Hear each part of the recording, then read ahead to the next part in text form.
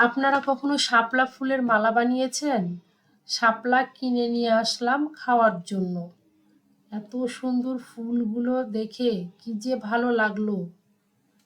ফুলগুলো ছিঁড়তে ইচ্ছা করছে না। সেই জন্য কয়েকটি ফুলের মালা বানিয়ে ফেললাম। সেই সাথে ফুলগুলো দেখে বাচ্চারা তো মহা খুশি। ওদের আনন্দ কে দেখে! মালা পরে ওরা সেজে নাচানাচি শুরু করে দিল।